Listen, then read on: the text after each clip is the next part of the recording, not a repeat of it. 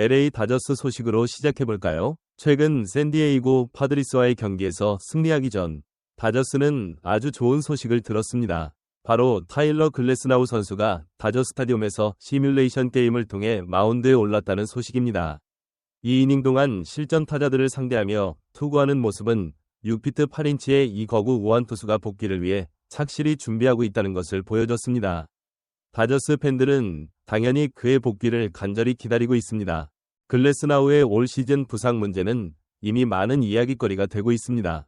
그는 엄청난 재능을 가졌지만 커리어 내내 부상에 시달려왔습니다. 이제는 부상이라는 단어와 글래스나우라는 이름이 거의 동의어처럼 느껴질 정도입니다.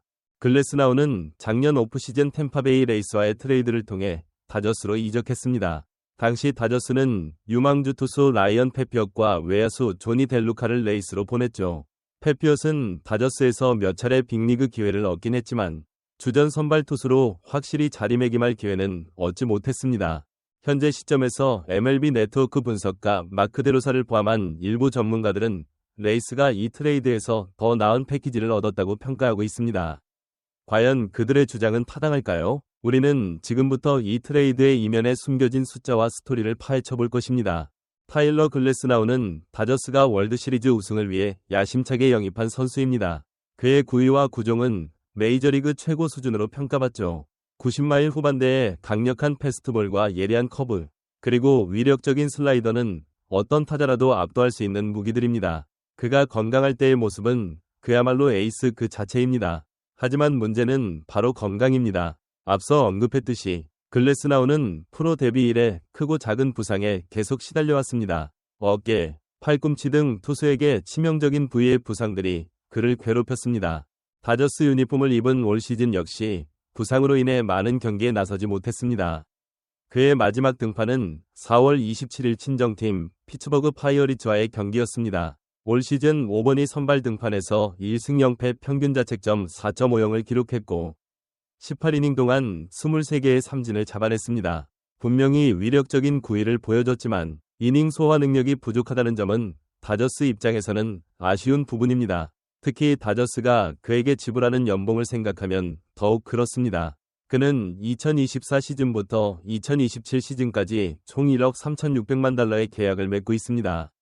엄청난 투자죠. 다저스는 글래스나우가 포스트 시즌에서 핵심 역할을 해주기를 기대하고 있습니다. 작년 월드시리즈에서는 부상으로 인해 전혀 활약할 수 없었기에 그의 복귀는 다저스 로테이션에 큰 힘이 될 것입니다. 하지만 그의 부상 이력은 언제나 불안감을 안겨줍니다. 이제 라이언 페피엇의 이야기를 해볼까요? 다저스에서 그는 잠재력은 있었지만 확고한 자리를 잡지 못했습니다. 하지만 템파베이 레이스로 이적한 후 그의 커리어는 완전히 다른 방향으로 흘러가고 있습니다. 스태테드 베이스볼의 자료에 따르면 페피엇은 글래스나우에 비해 훨씬 더 많은 경기에 등판하며 건강하게 시즌을 소화하고 있습니다. 이는 투수에게 가장 중요한 덕목 중 하나인 가용성 측면에서 페피엇이 압도적으로 우위에 있다는 것을 의미합니다. 페피엇은 현재 4승 6패 평균 자책점 3.12를 기록 중입니다.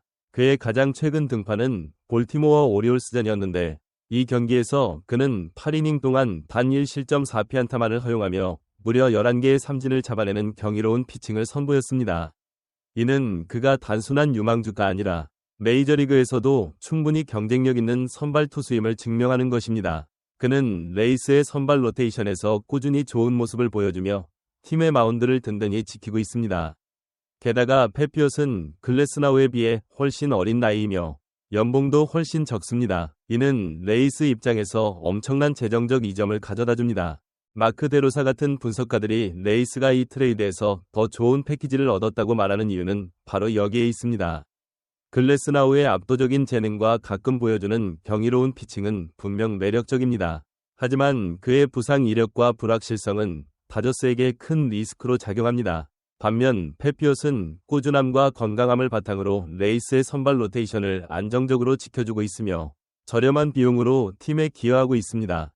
물론 글래스나우가 건강하게 포스트 시즌에 합류하여 다저스의 월드시리즈 우승에 결정적인 역할을 한다면 그때는 트레이드의 평가가 완전히 뒤바뀔 수도 있습니다. 다저스는 글래스나우의 압도적인 구위가 가을 야구에서 빛을 발할 것이라고 믿고 있습니다. 단기전에서는 한두 경기의 압도적인 투구가 시리즈의 흐름을 바꿀 수 있기 때문입니다. 작년 월드 시리즈에서 그가 부상으로 나서지 못한 아쉬움은 다저스에게 아직 남아 있습니다. 하지만 야구는 한두 선수의 활약만으로 결정되는 것이 아닙니다. 시즌 전체를 놓고 봤을 때 선수의 가용성은 매우 중요합니다. 팀은 매일 경기를 치러야 하고 꾸준히 마운드를 지켜줄 투수가 필요합니다. 이 점에서 페피엇은 글래스나우보다 훨씬 안정적인 옵션임이 분명합니다. 이 트레이드를 둘러싼 논쟁은 야구 팬들 사이에서도 뜨겁습니다. 다저스 팬들은 글래스나우의 잠재력을 믿으며 그의 복귀를 기다리고 있지만 동시에 그의 잦은 부상에 대한 불안감도 가지고 있습니다. 글래스나우가 건강하다면 최고의 투수지만 건강하지 않다면 무슨 소용인가? 라는 목소리도 나옵니다. 반면 레이스 팬들은 페피엇의 활약에 환호하며 팀이 성공적인 트레이드를 했다고 평가하고 있습니다. 페피엇은 우리 팀의 진정한 에이스가 될 것이다. 라는 기대감도 큽니다. 스포츠 미디어 역시 이 트레이드를 지속적으로 분석하고 있습니다. 다저스의 도박은 성공할 것인가? 레이스는 미래를 얻었는가? 등의 헤드라인이 끊이지 않고 있죠. 이는 단순히 한두 선수의 활약 여부를 넘어 팀의 트레이드 철학, 유망주 육성 방식, 그리고 선수 가치 평가 등 다양한 측면을 보여주는 사례가 되고 있습니다. 결국 이 트레이드의 진정한 승자는 시간이 말해줄 것입니다. 글래스나우가 다저스에서 월드 시리즈 우승 반지를 끼게 될지 아니면 페피엇이 레이스의 핵심 선발 투수로 오랜 기간 활약하며 팀의 성공을 이끌지 우리는 더 지켜봐야 합니다. 하지만 현재까지의 모습만 놓고 본다면 마크 데로사의 분석은 충분히 일리가 있습니다. 결론적으로 다저스와 레이스 간의 트레이드는 아직 미완의 이야기입니다. 타일러 글래스나우는 다저스의 포스트 시즌 성적에 중요한 영향을 미칠 선수임에 틀림없습니다. 그의 건강과 활약 여부에 따라 다저스의 가을 야구 운명이 좌우될 수 있습니다. 반면 라이언 페피엇은 템파베이 레이스에서 기대 이상의 성장을 보여주며 팀의 현재와 미래를 책임지는 핵심 선수로 발돋움했습니다. MLB 분석가 마크 데로사가 말한 것처럼 어쩌면 레이스가 이 트레이드에서 더 실속 있는 패키지를 얻었을 수도 있습니다. 글래스나우의 압도적인 재능은 부상이라는 불안 요소를 항상 안고 있습니다. 반면 페피엇은 건강함과 꾸준함, 그리고 저렴한 연봉이라는 실용적인 가치를 제공합니다. 이번 시즌이 끝날 무렵, 그리고 앞으로 몇 년간 이 두 선수의 활약을 지켜보면 이 트레이드의 진정한 승자가 누구인지 명확해질 것입니다. 과연 다저스는 글래스나우의 잠재력에 투자한 것이 옳았을까요? 아니면 레이스는 페피엇의 가용성과 성장을 택한 것이 현명한 선택이었을까요? 이 트레이드에 대한 여러분의 생각은 어떠신가요? 글래스나우가 다저스를 월드 시리즈 우승으로 이끌 것이라고 보시나요? 아니면 페피엇이 레이스에서 더 큰 가치를 보여줄 것이라고 생각하시나요? 댓글로 여러분의 의견을 자유롭게 남겨주세요. 다음 영상에서 또 다른 뜨거운 스포츠 소식으로 찾아뵙겠습니다. 감사합니다.